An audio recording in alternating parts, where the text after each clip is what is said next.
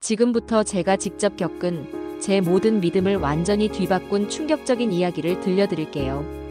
비효율적이고 비과학적인 방식? 그런데 왜 저 노인은 웃고 있었을까요? 스웨덴 치매 학회에서 한국식 치매 돌봄 시스템을 조롱하던 제가 정작 한국의 작은 마을 치매센터에서 마주친 건 완전히 다른 현실이었어요.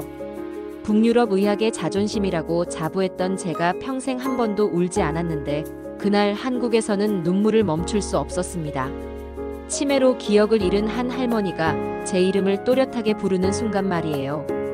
우리는 완벽한 시스템을 가지고 있다고 확신했어요. 최첨단 의료 장비, 정밀한 치료 프로토콜, 효율적인 관리 시스템까지. 하지만 그 모든 것들이 한국의 소박한 치매센터 앞에서 무너져 내렸습니다. 도대체 한국에는 어떤 비밀이 숨어 있었을까요? 왜 우리가 치료하지 못하는 것들을 그들은 해낼 수 있었을까요? 그리고 저는 왜 그곳에서 진정한 치료가 무엇인지 깨닫게 됐을까요? 그럼 그때의 이야기를 바로 들려드리겠습니다. 저는 엘린 슈트롬, 스톡홀름 대학병원 치매 전문의입니다. 북유럽 치매 치료 분야의 권위자로 불리죠. 그런데 그날 스톡홀름에서 열린 국제 치매 학회에서 정말 어이없는 발표를 듣게 됐어요. 한국의 치매 돌봄 시스템에 대한 내용이었는데 제가 듣기에는 정말 황당했거든요. 발표자가 진지한 표정으로 말했어요. 한국에서는 가족이 치매 환자와 함께 식사하고 손을 잡고 산책하며 옛 이야기를 들려준다고요. 저는 속으로 비웃었어요. 그게 치료라고요? 더 기가 막힌 건 다음 발표였어요. 한국 치매센터에서는 환자들이 꽃 이름을 외우고 민요를 부르고 심지어 요리까지 한다는 거였어요. 이건 병원이 아니라 놀이터 아닌가요? 제 옆에 앉은 독일 의사가 속삭였어요. 정말 원시적이네요. 21세기에 이런 방식으로 치매를 치료한다고요? 저도 완전히 동의했어요. 정말 시대착오적이죠. 우리 스웨덴은 완전히 달랐어요. 체계적인 의료 시스템, 최첨단 장비, 과학적 근거에 기반한 치료법, 환자 한 명당 정확한 투약량, 표준화된 치료 프로토콜, 엄격한 시간 관리까지. 제가 휴식 시간에 동료들에게 말했어요. 정서적 케어라는 건 결국 감정 노름일 뿐이에요. 과학의 적이죠. 치매는 뇌의 아밀로이드 플라크 축적으로 인한 신경퇴행성 질환인데 손잡고 노래 부른다고 치료돼요? 모든 동료들이 제 말에 고개를 끄덕였어요. 역시 엘린이 정확하게 짚어내는군요. 감정에 의존하는 치료는 의학이 아니라 위안에 불과하죠. 하지만 그 발표에서 정말 이상한 통계가 나왔어요. 한국 치매 환자들의 삶의 질 지수가 북유럽보다 높다는 거였어요. 심지어 인지기능 저하 속도도 더 느리다고 했어요. 저는 즉시 반박했어요. 분명 조사 방법에 문제가 있을 거예요. 문화적 차이로 인한 응답 편향이거나 아니면 진단 기준 자체가 다를 수도 있고요. 다른 의사들도 저와 같은 생각이었어요. 객관적인 데이터가 아니라 주관적인 만족도 조사의 가능성이 높아요. 실제 치료 효과와는 별개의 문제죠. 그런데 발표자가 더 충격적인 자료를 보여줬어요. 같은 중증도의 치매 환자를 대상으로 한 객관적 인지기능 평가에서도 한국 환자들의 점수가 더 높다는 거였어요. MMSE, CDR, 심지어 뇌영상 검사 결과까지 모든 지표에서 한국 환자들이 우위를 보인다는 데이터였어요. 이건 정말 이해할 수 없는 결과였어요. 학회가 끝나고 제 동료인 라르스 교수가 저에게 다가왔어요. 엘린, 이번 기회에 아시아 의료 시스템을 직접 조사해보는 게 어때? 우리 연구소에서 지원해줄 수 있어. 저는 흥미로웠어요. 그들의 비효율성과 비과학성을 직접 확인해볼 절호의 기회였거든요. 그리고 우리 북유럽 의학의 우수성을 다시 한번 입증할 수 있는 계기가 될 거라고 생각했어요. 사실 저에게 아시아 방문은 탐방이 아니라 학술적 검증이었어요.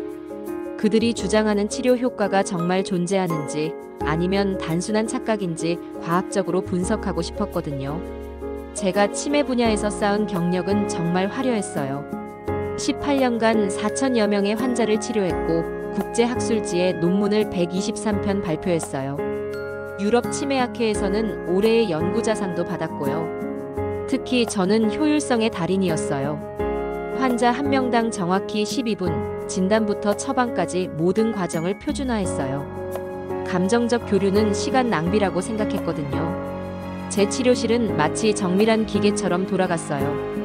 오전 9시부터 오후 5시까지 시간당 5명의 환자를 정확하게 처리했어요. 대기 시간도 최소화하고 불필요한 상담도 생략했어요. 동료들은 저를 기계라고 부르곤 했어요. 물론 칭찬의 의미였죠.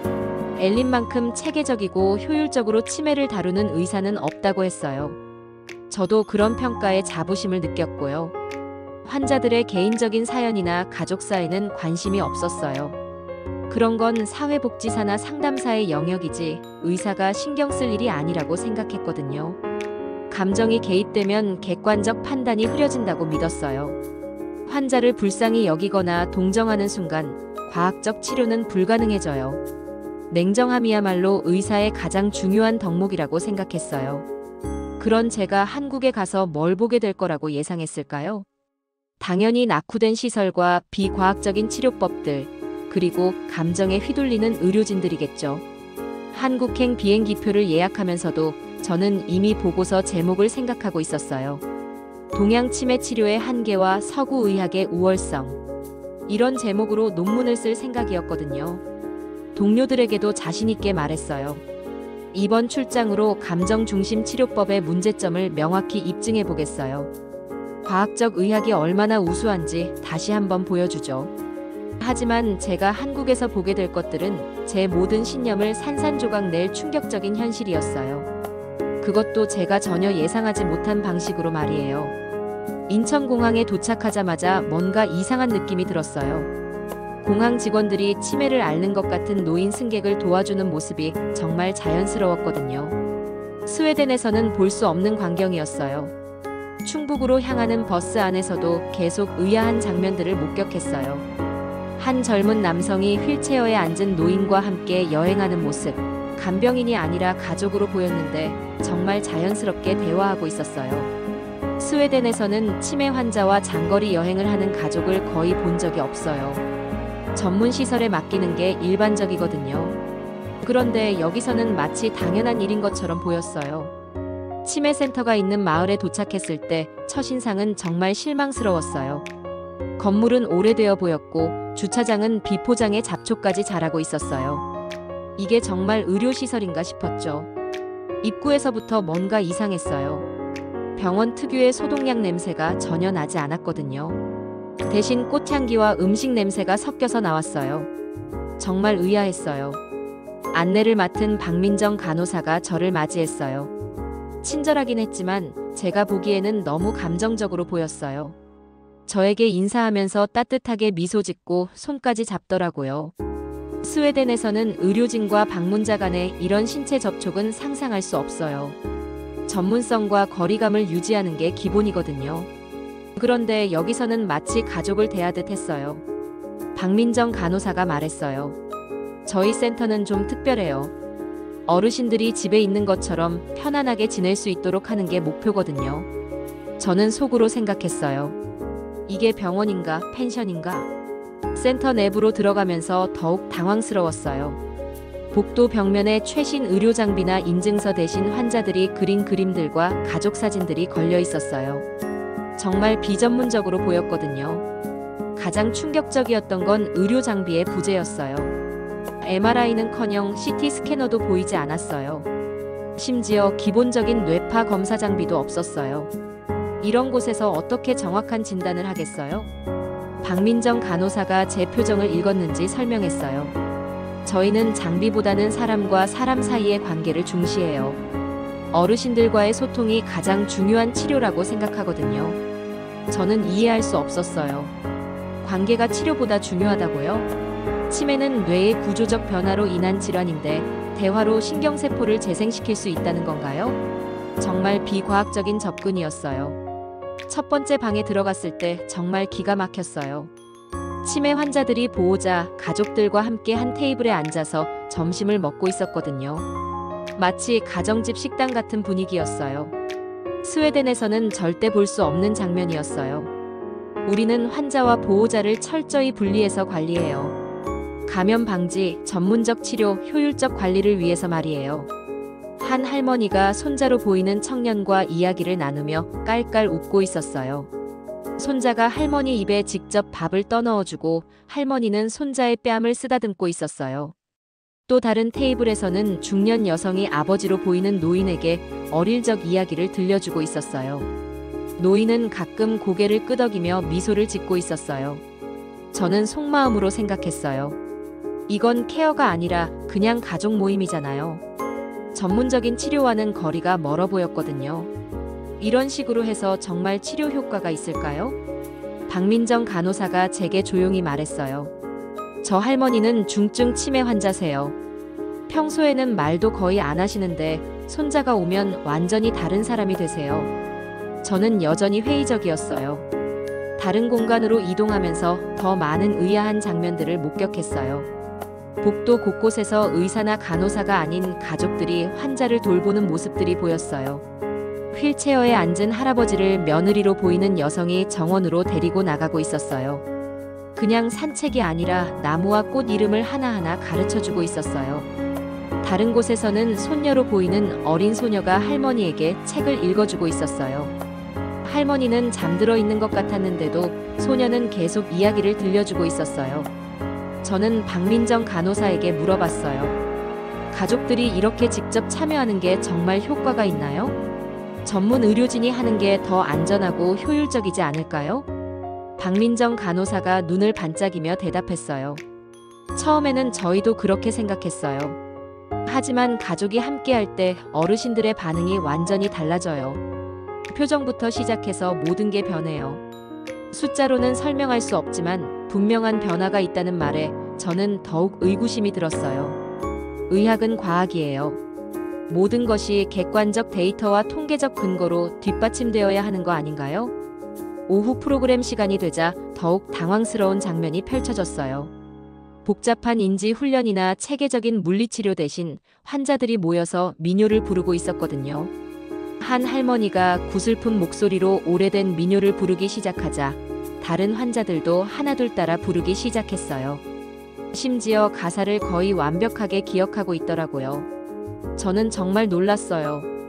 분명 중증 치매 환자들인데 어떻게 이렇게 복잡한 가사를 기억하고 있을까요? 하지만 여전히 이런 활동이 실제 뇌 기능 회복에 도움이 되는지는 의문이었어요. 프로그램이 끝나고 저는 솔직한 감상을 말했어요. 정서적으로는 좋아 보이지만 실질적인 치료 효과는 글쎄요. 너무 비체계적이고 과학적 근거가 부족해 보여요. 박민정 간호사가 알 수 없는 미소를 지으며 말했어요. 내일 아침 일찍 와보세요. 아마 생각이 완전히 바뀔 거예요. 저는 그런 일은 절대 없을 거라고 확신했지만 일단 기다려보기로 했어요. 그날 밤 호텔에서 하루를 정리하면서 여전히 이해할 수 없었어요. 어떻게 저런 원시적인 방식이 치료라고 할 수 있을까요? 감정에 의존하는 건 의학이 아니라 위로일 뿐인데요. 하지만 한 가지 계속 머릿속에서 맴도는 게 있었어요. 환자들의 표정이었어요. 스웨덴에서 제가 치료하던 환자들은 항상 무표정하거나 우울해 보였는데 여기 환자들은 왜 이렇게 편안해 보였을까요? 다음 날 아침 7시에 치매센터에 도착했는데 정말 믿기 어려운 일이 벌어졌어요. 어제 본 할머니들 중 한 분이 저를 보더니 제 이름을 정확히 부르는 거였어요. 엘린 선생님, 안녕하세요. 어제 스웨덴에서 오셨다고 하시더라고요. 멀리서 고생 많으셨어요. 저는 정말 충격을 받았어요. 중증 치매 환자가 하루 만에 낯선 외국인의 이름을 기억한다고요? 더 놀라운 건 그 할머니가 어제 제가 입었던 옷까지 기억하고 있다는 것이었어요. 파란색 재킷 정말 예뻤어요. 오늘은 검은색 옷을 입으셨네요. 저는 할머니를 다시 보게 됐어요. 박민정 간호사가 다가와서 설명했어요. 김할머니는 알츠하이머 중기 환자세요. 보통은 새로운 사람을 기억하기 어려워하시는데 가끔 이렇게 특별한 분을 만나면 또렷하게 기억하세요. 특별한 분이라는 말에 저는 어리둥절했어요. 제가 뭐가 특별하다는 건가요? 그냥 평범한 외국인 의사일 뿐인데요. 그런데 할머니가 더 놀라운 말을 하셨어요. 선생님, 눈에서 뭔가 슬픔이 보여요. 많이 힘드시죠? 의사 생활하면서 많이 외로우셨을 것 같아요. 저는 할머니의 말에 가슴이 철렁했어요. 어떻게 이런 걸 알 수 있을까요? 스웨덴에서 제가 치료한 환자들은 아무도 제게 이런 말을 한 적이 없었어요. 그저 약 처방을 받고 떠날 뿐이었죠. 개인적인 관심을 보인 환자는 단 한 명도 없었어요. 김할머니가 제 손을 잡으며 말했어요. 우리 손자처럼 생겼어요.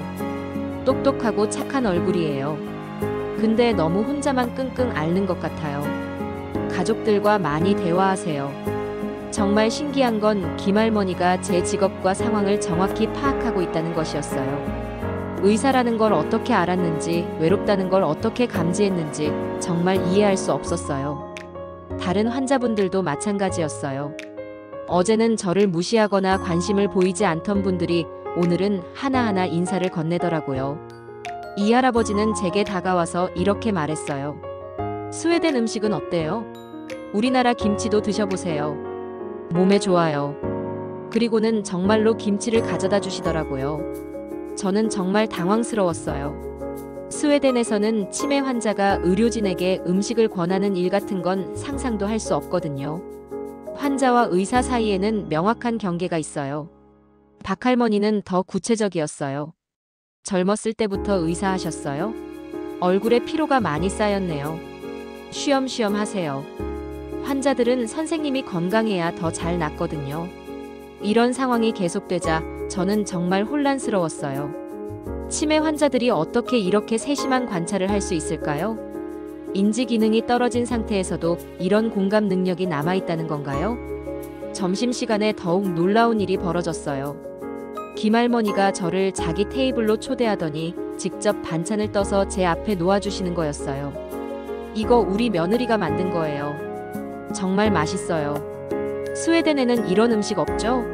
많이 드세요. 멀리서 오셨는데 우리나라 음식도 맛봐야죠. 저는 정말 감동받았어요. 치매를 앓고 있는 할머니가 외국인인 저를 위해 이렇게 배려해주다니. 스웨덴에서는 절대 경험할 수 없는 일이었어요. 식사하는 동안 김할머니가 계속 이야기를 들려주셨어요. 젊었을 때 이야기, 가족 이야기, 그리고 제게 궁금한 것들까지. 마치 오래된 친구와 대화하는 것 같았어요. 가장 놀라운 건 김할머니의 기억력이었어요. 오래된 일들은 정말 생생하게 기억하고 있었거든요. 심지어 세세한 디테일까지 모두 기억하고 있었어요. 스웨덴 환자들은 대부분 기억을 완전히 잃어버린 상태였는데 여기 환자들은 선택적으로 기억하고 있는 것 같았어요. 감정적으로 중요한 기억들은 더 오래 남아있는 것 같았고요. 오후에 정원에서 산책할 때도 놀라운 장면을 목격했어요. 환자들이 꽃 이름을 정확하게 기억하고 있었거든요. 장미, 코스모스, 해바라기까지 모든 꽃을 구분하고 있었어요. 한 할아버지는 나무 종류까지 설명해 주셨어요. 이게 느티나무고 저게 은행나무예요. 가을에는 정말 예뻐요. 노란 잎이 떨어지면 마치 황금비 같아요. 저는 정말 의아했어요. 일상적인 기억은 잃어버렸지만 자연에 대한 기억은 그대로 남아있다는 게 신기했어요. 이런 선택적 기억 보존은 스웨덴에서는 거의 보지 못했던 현상이었어요. 더 놀라운 건 환자들 간의 상호작용이었어요. 서로를 도와주고 격려하고 때로는 농담도 주고받으며 정말 자연스럽게 소통하고 있었어요. 이 할머니가 걷기 힘들어하는 박할머니를 부축해주면서 말했어요. 천천히 가요. 급할 거 없어요. 이 예쁜 꽃들 구경하면서 가요. 정말 따뜻한 장면이었어요. 반면 스웨덴 치매병동에서는 환자들끼리 거의 교류가 없어요. 각자 자기 방에서 지내거나 공동 공간에 있어도 서로 무관심하게 있을 뿐이에요. 저녁 시간이 되자 더욱 특별한 프로그램이 시작됐어요. 환자들이 모여서 옛날 이야기를 들려주는 시간이었어요. 마치 할머니가 손자에게 옛날 이야기 해주는 것 같았어요. 김할머니가 전래동화를 구현하기 시작했는데 정말 생생하고 재미있게 이야기하시더라고요. 다른 환자들도 집중해서 듣고 있었고 중간중간 웃음소리도 터져나왔어요. 이런 모습을 보면서 저는 정말 충격을 받았어요. 치매 환자들이 이렇게 활발하게 소통하고 창의적인 활동을 할 수 있다는 게 믿어지지 않았거든요.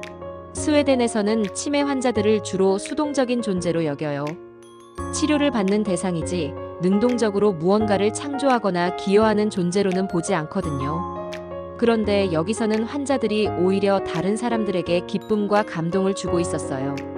자신들만의 경험과 지혜를 나누면서 의미 있는 역할을 하고 있었던 거예요. 박민정 간호사가 제게 조용히 말했어요. 어떠세요? 생각이 조금 바뀌셨나요? 저는 솔직하게 대답했어요. 정말 놀랍긴 하지만 아직 확신을 갖기는 어려워요. 하지만 속으로는 인정할 수밖에 없었어요. 분명 여기 환자들이 스웨덴 환자들보다 더 활기차고 행복해 보인다는 걸요. 그리고 무엇보다 살아있다는 느낌이 들었어요. 스웨덴 치매병동은 항상 조용하고 차분해요. 질서정연하고 효율적이지만 뭔가 생기가 없어요. 마치 시간이 멈춘 것 같은 느낌이 들곤 해요. 그런데 이곳은 완전히 달랐어요. 웃음소리가 끊이지 않고 대화 소리가 여기저기서 들렸어요. 살아 숨쉬는 공간이라는 느낌이 들었어요. 그날 밤 호텔로 돌아가는 길에 저는 많은 생각을 했어요. 정말 제가 지금까지 믿어왔던 치료 방식이 최선일까요? 효율성만 추구하는 게 정답일까요? 김할머니가 제 손을 잡으면서 했던 말이 계속 맴돌았어요. 선생님도 누군가에게 사랑받아야 해요. 혼자서는 아무것도 할 수 없어요. 정말 가슴에 와닿는 말이었어요. 스웨덴에서 저는 항상 혼자였어요. 동료들과도 업무적인 관계뿐이고 환자들과는 더욱 거리가 있었어요. 그게 전문성이라고 생각했는데 과연 그게 맞을까요? 이틀째 되는 날부터는 더욱 놀라운 일들이 기다리고 있었어요. 그리고 그 일들은 제 인생관을 완전히 바꿔놓을 만큼 충격적인 것들이었습니다. 사흘째 되는 날 아침, 정말 충격적인 사실을 알게 됐어요. 제가 스웨덴에서 치료하던 환자들은 아무도 제 이름을 기억하지 못했다는 걸 깨달은 거였어요. 박민정 간호사가 질문했어요. 스웨덴에서도 환자분들이 선생님 이름을 기억하시나요? 저는 잠시 말을 잇지 못했어요. 18년간 치료한 수천 명의 환자 중에 제 이름을 기억하는 사람이 과연 몇 명이나 될까요? 갑자기 부끄러움이 밀려왔어요. 저는 환자들의 이름도 제대로 기억하지 못했거든요. 의무기록에 적힌 성과 병명 정도만 알고 있었을 뿐 그들의 인격체로서의 모습은 전혀 몰랐어요. 더 충격적인 건 제가 스웨덴에서 마지막으로 치료한 환자를 떠올려 봤는데 그 환자의 얼굴조차 기억나지 않는다는 것이었어요. 분명 일주일 전에 만났던 사람인데 말이에요. 김할머니가 제게 다가와서 말했어요. 선생님, 환자들 이름 다 기억하세요? 사람은 이름으로 불러줘야 해요. 그래야 자신이 소중한 존재라는 걸 느끼거든요. 저는 정말 부끄러웠어요. 제가 환자들을 번호나 질병명으로만 인식하고 있었다는 걸 깨달았거든요. 침실 2호실 알츠하이머 환자, 3호실 혈관성 치매 환자 이런 식으로요. 그날 오후 프로그램 시간에 더욱 놀라운 장면을 목격했어요. 치매 환자들이 서로의 과거 이야기를 기억하고 있더라고요. 심지어 서로의 가족 구성원까지 알고 있었어요. 이 할머니가 김할머니에게 말했어요. 김언니, 큰아들이 요즘 어때? 사업 잘 되고 있어? 김할머니가 대답했어요. 그러게 말이야. 요즘 바빠서 자주 못 와. 그래도 전화는 매일 해. 이런 대화를 듣고 있으니 정말 신기했어요. 자신의 기억은 잃어버렸지만 다른 사람에 대한 관심과 애정은 그대로 남아있다는 게 놀라웠어요. 스웨덴에서는 치매 환자들끼리 이런 깊은 대화를 나누는 걸 본 적이 없어요. 각자 자신의 세계에 갇혀 있거나 아예 소통 자체를 포기한 상태가 대부분이거든요. 그런데 여기서는 환자들이 서로를 돌보고 있었어요. 박할아버지가 기분이 안 좋아 보이자 다른 환자들이 하나둘 다가와서 위로해 주더라고요. 최할머니가 박할아버지 손을 잡으며 말했어요. 무슨 일 있어요? 우리가 있잖아요. 혼자 속상해하지 말고 이야기해봐요. 정말 따뜻한 장면이었어요. 저는 이런 모습을 보면서 깊이 반성하게 됐어요.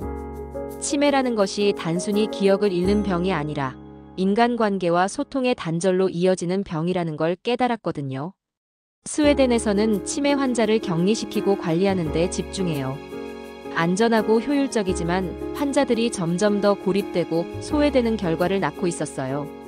그날 저녁 박민정 간호사와 길게 대화를 나눴어요. 제가 솔직하게 고백했어요. 저는 지금까지 환자를 사람으로 보지 않았던 것 같아요. 그냥 치료해야 할 대상으로만 봤어요. 박민정 간호사가 말했어요. 처음에는 저희도 그랬어요. 하지만 가족들과 함께 지내다 보니 깨달았어요. 그분들은 환자가 아니라 누군가의 소중한 가족이라는 걸요. 그분은 어르신이 아니라 가족이에요. 이 말을 들었을 때 저는 정말 말을 잃었어요. 이렇게 간단한 진실을 왜 지금까지 몰랐을까요? 갑자기 스웨덴에서 제가 치료하던 환자들의 얼굴이 하나둘 떠올랐어요. 그들도 누군가의 아버지, 어머니, 할아버지, 할머니였는데 저는 그런 면을 전혀 보지 못했어요. 제가 감정을 배제하고 객관적으로 치료한다고 생각했던 것들이 사실은 냉정함이 아니라 무관심이었다는 걸 깨달았어요. 정말 부끄러웠어요. 그날 밤 호텔에서 스웨덴에 있는 동료에게 전화를 걸었어요. 라르스, 우리 병동 환자들은 어떻게 지내고 있어? 라르스가 대답했어요. 그냥 평상시처럼 조용히 지내고 있어. 특별한 일은 없어. 조용히 지낸다는 말에 가슴이 아팠어요. 정말 그들이 조용한 게 좋은 일일까요? 아니면 포기하고 체념한 상태인 걸까요? 제가 물어봤어요. 환자들이 우리 이름을 기억하고 있을까? 라르스가 웃으며 말했어요. 그럴 리 없지. 치매 환자들이 그런 걸 기억할 수 있겠어? 하지만 여기 한국에서는 환자들이 제 이름을 기억하고 있어요. 심지어 제 감정 상태까지 파악하고 있고요. 이게 정말 불가능한 일일까요?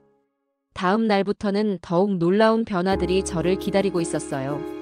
그리고 그 변화들은 제가 의사로서, 아니 인간으로서 가져야 할 가장 기본적인 것들에 대해 다시 생각하게 만들었습니다. 나흘째 되는 날 아침, 정말 믿을 수 없는 소식을 들었어요. 스웨덴에 있는 제 동료 라르스로부터 긴급 전화가 온 거였어요. 우리 병동에서 큰 사고가 일어났다고 했어요. 치매 환자 한 명이 병원에서 탈출해서 실종됐다가 이틀 후에 강에서 시신으로 발견됐다는 거였어요. 78세 남성 환자였는데 가족도 없고 면회객도 없는 분이었다고 했어요. 라르스가 말했어요. 아무도 그 환자가 사라진 걸 하루 동안 몰랐어. 간병인들이 그저 조용한 환자라고만 생각했던 거야. 정말 충격적인 소식이었어요. 저는 즉시 그 환자를 떠올렸어요. 분명 제가 치료하던 환자 중 한 명이었을 거예요. 하지만 정확한 얼굴이나 이름이 기억나지 않았어요. 정말 부끄러웠어요. 그때 김할머니가 제 옆에 다가와서 말했어요. 선생님, 얼굴이 안 좋아 보여요. 무슨 안 좋은 소식이라도 들었어요? 저는 김할머니에게 상황을 설명했어요. 김할머니가 깊은 한숨을 쉬며 말했어요. 그 불쌍한 할아버지. 아마 외로워서 집에 가려고 했을 거예요. 치매 걸리면 더 외로워져요. 사람이 그리워지거든요. 정말 가슴이 아팠어요. 그 환자가 왜 병원을 나간 건지, 무엇을 찾으려고 했던 건지 이제야 이해할 것 같았어요. 아마 따뜻한 사람의 손길이 그리웠을 거예요. 박민정 간호사가 제게 말했어요. 여기서도 가끔 그런 일이 있어요. 어르신들이 갑자기 집에 가고 싶다고 하실 때가 있거든요. 하지만 저희는 다르게 대응해요. 어떻게 대응하느냐고 물어보니 박민정 간호사가 실제 사례를 들려줬어요. 지난달에도 이 할아버지가 갑자기 집에 가야 한다고 하시면서 나가려고 하셨다고 해요. 그때 저희는 이 할아버지를 붙잡거나 진정제를 쓰지 않았어요. 대신 가족들에게 연락해서 함께 산책을 나갔어요. 할아버지가 원하는 곳까지 같이 걸어가면서 이야기를 들어드렸어요. 이 할아버지는 젊었을 때 다니던 직장을 찾고 계셨어요. 아직도 자신이 일을 해야 한다고 생각하고 계셨거든요. 저희는 그 직장 앞까지 함께 갔어요. 그리고 아들이 와서 말했어요. 아버지, 이제 퇴직하셨잖아요. 집에서 푹 쉬세요. 우리가 돌봐드릴게요. 그제야 이 할아버지가 안심하시고 센터로 돌아오셨어요. 이런 이야기를 듣고 저는 정말 감동받았어요. 환자의 마음을 이해하고 함께 해결책을 찾아가는 방식이었어요. 강제로 억압하거나 약물로 진정시키는 게 아니라요. 스웨덴에서는 이런 상황이 발생하면 즉시 보안을 강화하고 환자를 격리하고 진정제를 투여해요. 효율적이고 안전하지만 환자의 마음은 전혀 고려하지 않아요. 그날 오후에 더욱 놀라운 상황을 목격했어요. 박할아버지가 갑자기 아내를 찾으신다면서 울기 시작한 거였어요. 아내는 이미 10년 전에 돌아가신 분이었어요. 스웨덴이었다면 즉시 의료진이 개입해서 현실을 인식시키려고 했을 거예요. 아내는 이미 돌아가셨다고 현실을 받아들이라고 말했을 거예요. 하지만 여기서는 달랐어요. 김할머니가 박할아버지 옆에 앉아서 말했어요. 할머니 보고 싶죠? 어떤 분이셨어요? 이야기해보세요. 그러면 마음이 좀 나아질 거예요. 박할아버지가 돌아가신 아내 이야기를 하기 시작했어요. 어떻게 만났는지, 어떤 사람이었는지, 함께 살았던 추억들까지. 눈물을 흘리면서도 행복한 표정으로 이야기하셨어요. 다른 환자들도 하나둘 모여서 박할아버지 이야기를 들어주었어요. 그리고 자신들의 배우자 이야기도 함께 나눴어요. 슬프지만 따뜻한 시간이었어요. 저는 이런 모습을 보면서 큰 깨달음을 얻었어요. 치매 환자들에게는 현실 인식보다 감정적 위안이 더 중요할 수도 있다는 걸요. 기억은 사라져도 사랑은 남아있어요. 그 사랑을 부정하거나 억압할 게 아니라 함께 나누고 위로받을 수 있도록 도와주는 게 진정한 치료일 수도 있겠다는 생각이 들었어요. 그날 저녁 박민정 간호사와 깊은 대화를 나눴어요. 제가 물어봤어요. 환자들의 망상이나 착각을 그냥 받아들여도 되는 건가요? 의학적으로는 현실 인식을 도와주는 게 맞지 않나요? 박민정 간호사가 대답했어요. 처음에는 저희도 그렇게 생각했어요. 하지만 어르신들을 지켜보니 알겠더라고요. 현실을 강요하면 더 혼란스러워하세요. 대신 그분들의 감정을 인정하고 공감해드리면 훨씬 안정되세요. 기억은 틀릴 수 있지만 감정은 진짜거든요. 그 진짜 감정을 소중히 여겨드리는 게 더 중요해요. 저는 정말 많은 것을 배웠어요. 치매 치료가 단순히 인지 기능을 회복시키는 것이 아니라 인간의 존엄성과 감정을 지켜주는 것일 수도 있다는 걸요. 스웨덴의 효율적 시스템이 놓치고 있던 것이 바로 이런 인간적 접근이었어요. 우리는 환자를 치료하려고 했지만 정작 환자의 마음은 돌보지 못했던 거예요. 그날 밤 저는 처음으로 우리가 틀렸을지도 모른다는 생각을 입 밖으로 내뱉었어요. 혼자 중얼거리면서 말이에요. 우리가 정말 환자들을 위한 치료를 하고 있는 걸까? 다음 날부터는 더욱 충격적인 일들이 저를 기다리고 있었어요. 그리고 그 일들은 제 인생에서 가장 큰 감동과 깨달음을 선사할 예정이었습니다. 닷새째 되는 날, 정말 예상치 못한 일이 벌어졌어요. 평생 단 한 번도 남 앞에서 울어본 적이 없는 제가 한국의 작은 치매센터에서 눈물을 펑펑 흘리게 된 거였어요. 그날 아침 김할머니가 저에게 조그만 편지 봉투를 건네주시는 거였어요. 떨리는 손으로 정성스럽게 쓰신 편지였는데 글씨는 삐뚤삐뚤했지만 마음이 고스란히 담겨 있었어요. 편지를 열어보는 순간 저는 가슴이 뭉클해졌어요. 내용은 이랬어요. 엘린 선생님께 멀리서 와주셔서 고맙습니다. 선생님을 보고 있으면 우리 손녀 생각이 나요. 선생님도 누군가의 소중한 딸이겠죠. 부모님이 많이 걱정하실 것 같아요. 혼자 외국에서 일하느라 얼마나 힘드세요. 우리가 선생님을 응원하고 있어요. 그리고 마지막 줄에 이렇게 적혀 있었어요. 당신은 이제 제 딸 같아요. 언제든 힘들면 여기 와서 쉬어가세요. 할머니가 맛있는 거 해드릴게요. 그 순간 저는 눈물이 펑펑 쏟아지기 시작했어요. 정말 조절할 수 없을 정도로 울었어요. 치매를 앓고 있는 할머니가 저를 이렇게 걱정해 주시다니. 정말 믿을 수 없었어요. 김할머니가 제 옆에 와서 등을 토닥토닥 두드려 주시면서 말했어요. 울어도 돼요. 혼자 참고 살았겠지만 이제는 혼자가 아니에요. 우리가 있잖아요. 저는 정말로 그 할머니의 딸이 된 기분이었어요. 스웨덴에서는 누구도 저에게 이런 따뜻한 말을 해준 적이 없었거든요. 의사라는 타이틀 뒤에 숨어서 살았을 뿐이에요. 다른 환자분들도 하나둘 다가와서 저를 위로해 주셨어요. 이 할머니가 말했어요. 우리나라에서 태어났으면 좋았을 텐데. 그럼 가족들이 더 가까이 있을 수 있었을 거야. 박할아버지도 말했어요. 스웨덴은 추울 텐데 몸 관리 잘해요. 감기 걸리면 안 돼. 우리가 걱정된단 말이야. 정말 가족 같은 마음으로 걱정해 주시는 거였어요. 저는 그제야 깨달았어요. 제가 지금까지 찾고 있던 게 바로 이런 것이었다는 걸요. 단순한 의사와 환자 관계가 아니라 인간과 인간으로서의 진정한 소통과 애정이었어요. 스웨덴에서 저는 항상 외로웠어요. 동료들과도 업무적인 대화만 나눴고 가족과도 멀리 떨어져 살고 있었고 환자들과는 더욱 거리가 있었어요. 그런데 여기서는 치매를 앓고 있는 할머니, 할아버지들이 저를 진짜 가족처럼 대해주시는 거였어요. 제 마음까지 읽어주시고 걱정해주시고 사랑해주시는 거였어요. 오후에 김할머니가 저에게 더 놀라운 이야기를 해주셨어요. 선생님 같은 의사가 우리나라에도 있으면 좋겠어요.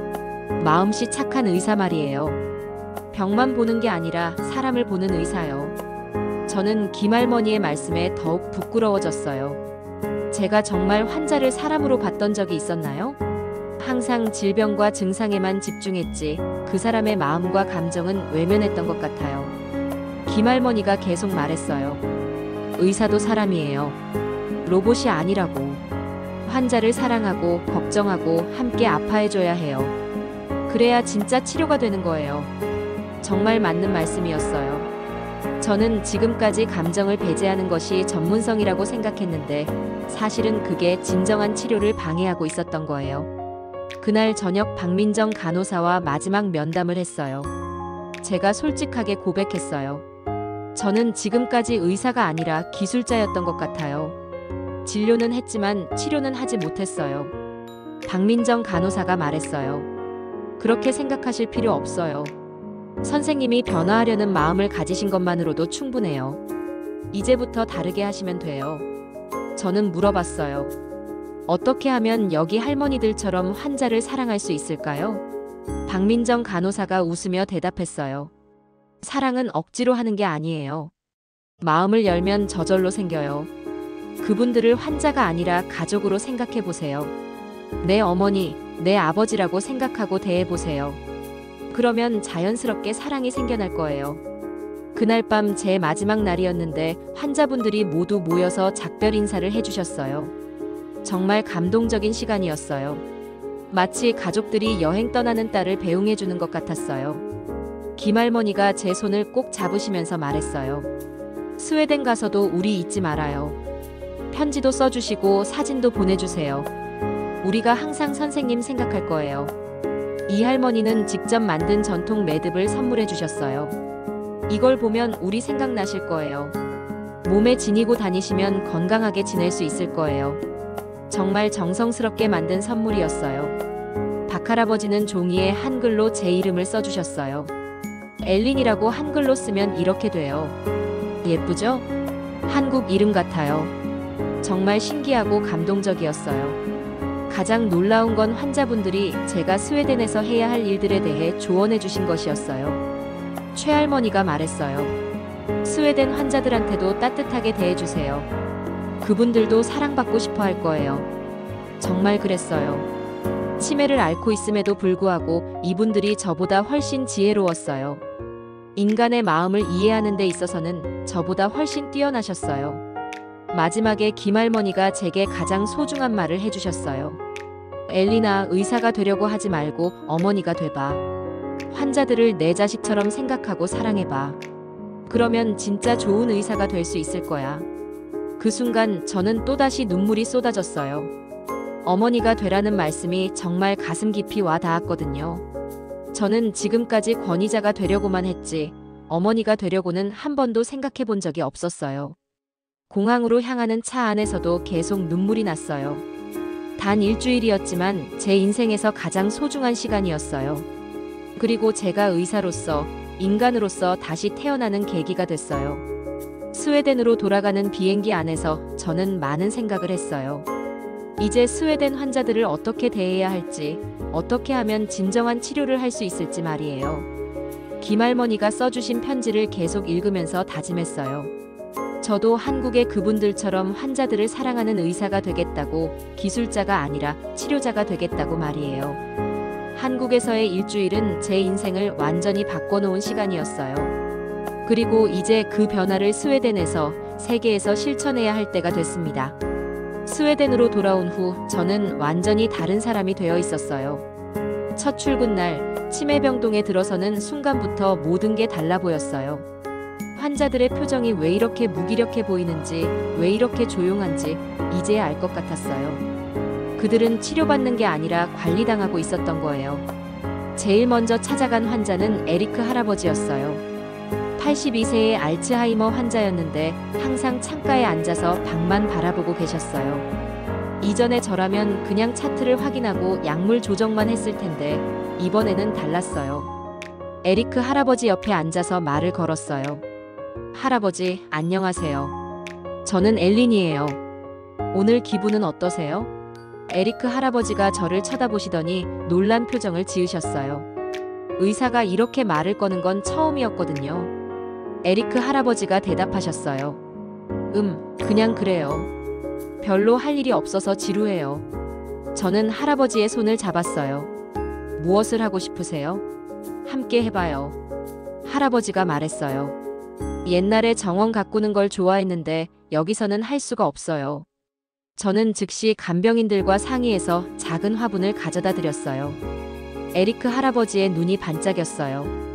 오랜만에 흙을 만져보시더니 정말 행복해 하셨어요. 이 꽃은 매일 물을 줘야 해요. 제가 돌볼게요. 정말 생기가 돌았어요. 다른 환자들에게도 같은 방식으로 접근했어요. 잉그리드 할머니에게는 뜨개질 도구를 가져다 드렸고 올레 할아버지에게는 옛날 사진들을 함께 보자고 했어요. 놀라운 변화가 일어나기 시작했어요. 환자들이 점점 활기를 되찾기 시작한 거예요.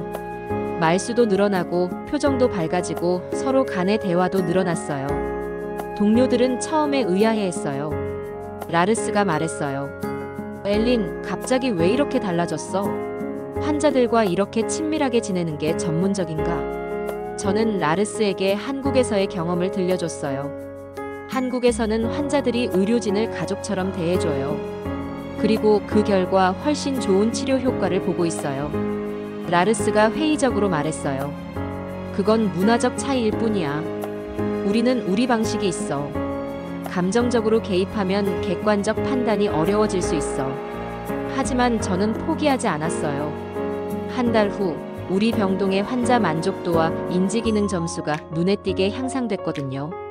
객관적인 수치로도 증명된 거였어요. 병원 경영진도 관심을 보이기 시작했어요. 치료 효과가 좋아지면서 입원 기간도 단축되고 환자들의 컴플레인도 줄어들었거든요. 그때 저는 큰 결심을 했어요. 국제치매학회에서 한국 방식의 치매 케어에 대해 발표하기로 한 거였어요. 전 세계 의료진들에게 새로운 패러다임을 제시하고 싶었어요. 학회 발표 준비를 하면서 한국의 치매센터와 계속 연락을 주고받았어요. 김할머니도 편지를 보내주셨는데 제가 스웨덴에서 잘 지내고 있다는 소식에 정말 기뻐하셨어요. 발표 당일 전 세계에서 온 치매 전문의들 앞에서 저는 확신에 찬 목소리로 말했어요. 치매 치료는 기술이 아니라 마음입니다. 환자를 사람으로 보는 것이 모든 치료의 시작이에요. 한국의 가족 중심 케어 시스템에 대해 상세히 설명했어요. 환자를 격리하는 게 아니라 공동체 안에서 함께 지내도록 하는 것, 감정적 유대를 중시하는 것, 무엇보다 환자의 존엄성을 지켜주는 것. 발표 후 반응이 폭발적이었어요. 독일의 한 의사가 말했어요. 정말 혁신적인 접근이네요. 우리도 시도해볼 가치가 있을 것 같아요. 프랑스 의사는 더 구체적으로 물어봤어요. 실제로 치료 효과가 있다는 객관적 증거가 있나요? 저는 스웨덴에서의 경험과 데이터를 제시했어요. 가장 인상적이었던 건 일본 의사의 반응이었어요. 동아시아 문화권에서 나온 치료법이지만 서구에서도 충분히 적용 가능해 보이네요. 문화를 넘어선 보편적 접근법 같아요.